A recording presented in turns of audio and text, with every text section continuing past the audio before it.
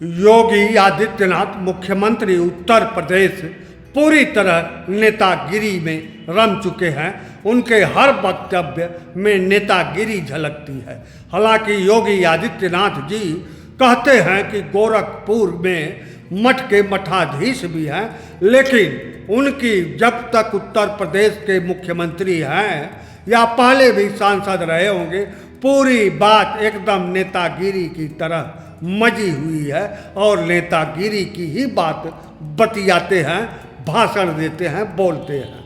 अभी औरंगजेब के विषय में महाराष्ट्र के विधानसभा में सपा का एक विधायक अबू आजमी या कोई विधायक जो हो, वह औरंगजेब के विषय में बोला कि औरंगजेब के समय विकास दर भारत की बहुत अच्छी थी। अब जो भी वह हो, वह अबू आजमी का अपना किताब, अपना विचार है। लेकिन मुख्यमंत्री योगी आदित्यनाथ ने सपा के उस विधायक को सपा का ही नीति बता दिया कि पूरी सपा औरंगजेब को अपना आदर्श मानती है। यह एकदम असत्य बात होते हुए भी पूरी गारंटी के साथ विधानसभा में मुख्यमंत्री योगी आदित्यनाथ इस बात को साबित कर रहे हैं कि सपा के एजेंडे में औरंगजेब उनका आदर्श है। यही बात जबकि सपा का एक सदस्य टोकता है कि यह एक व्यक्ति का विचार है, पूरी समाजवादी पार्टी का विचार नहीं है, तब नेतागिरी की तरह, नेताओं की तरह योगी आदित्यनाथ कहते हैं कि सपा उसको तुरंत निकाल बाहर क्यों नहीं करती। अब देखिए, यही है नेतागिरी के गुण। नेतागिरी के गुण ही कहेंगे, क्योंकि नेतागिरी में अवगुण ही गुण होता है। वहाँ सच्चाई, महंत, योगी का आचरण नहीं किया जाता। नेतागिरी में एक आदमी का भी आचरण नहीं किया जाता।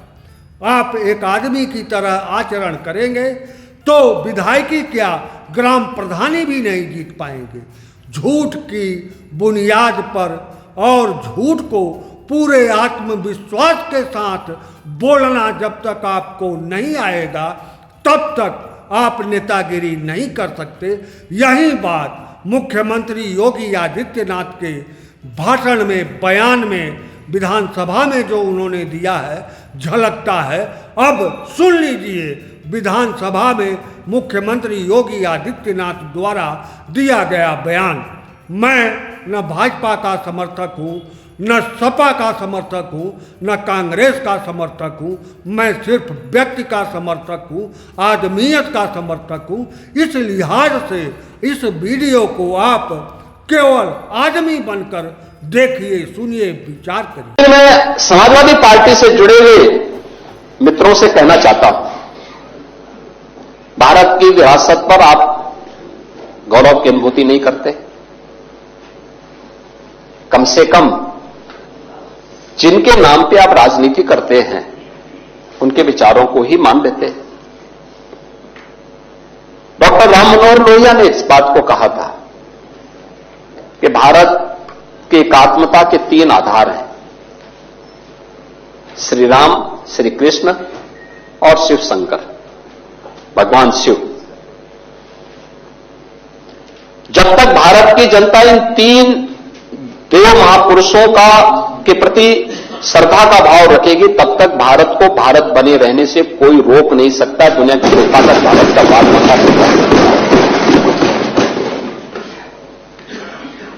डॉक्टर राम मनोहर लोहिया प्रखर समाजवादी थे। वे हमारी विचारधारा से जुड़े हुए नहीं थे। हां, कांग्रेस के विरोधी थे, अपने मुद्दों पर लड़ते थे। आज समाजवादी पार्टी डॉक्टर लोहिया के विचारों से कितनी दूर भाग चुकी है। आज राम को, कृष्ण को, शिव की परंपरा को, भारत की विरासत को कोसना, यह समाजवादी पार्टी का मानो जीवन का उद्देश्य हो गया। और दुर्भाग्य है कि इन्होंने आदर्श किसको माना है, यानी औरंगजेब को। अपना आदर्श मान रहे हैं। औरंगजेब का पिता शाहजहां अपनी जीवनी में लिखता है, अपनी आत्मकथा में लिखता है कि खुदा करे कि ऐसा कमबख्त किसी को पैदा न हो। उसने आगरा के किले में अपने बाप को कैद करके रखा, एक एक बूंद पानी के लिए तरसाया। और अगर इनको औरंगजेब पर गौरव की अनुभूति होती है तो ये लोग कम से कम पटना की खुदा बख्त लाइब्रेरी में जाकर के एक बार शाहजहां की ही जीवनी को पढ़ लें, देख लें, उसकी पीड़ा को देखें। हां, जिनका आचरण औरंगजेब जैसा है वे लोग औरंगजेब पर गौरव की अनुभूति करें, लेकिन भारत को कम से कम इस पर न करें। और समाजवादी पार्टी को इसका जवाब देना चाहिए। भारत की आस्था पर प्रहार करने वाला दुर्दांत,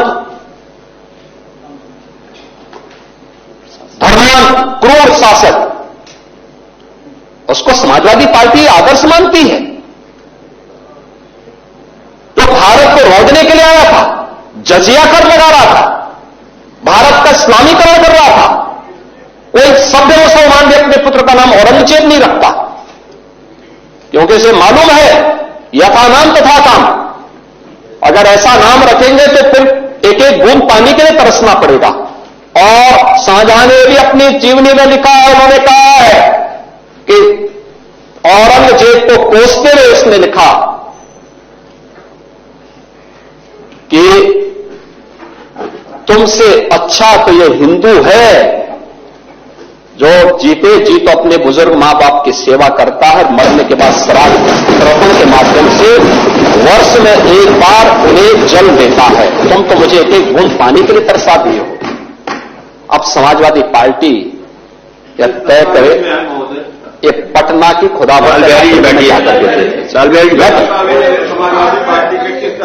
ये समाजवादी पार्टी का नेता,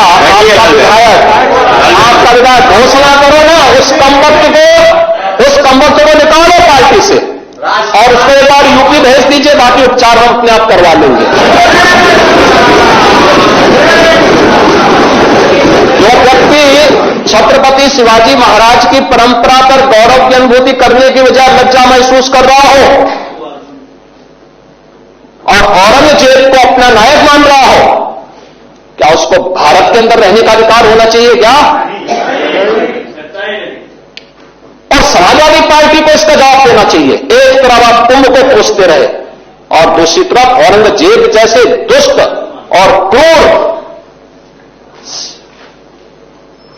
धर्मांत मंदिरों को तोड़ने वाले व्यक्ति को, भारत की आस्था को निर्मलता के साथ रौंदने का कार्य करने वाले व्यक्ति को महिमामंडन करते हो।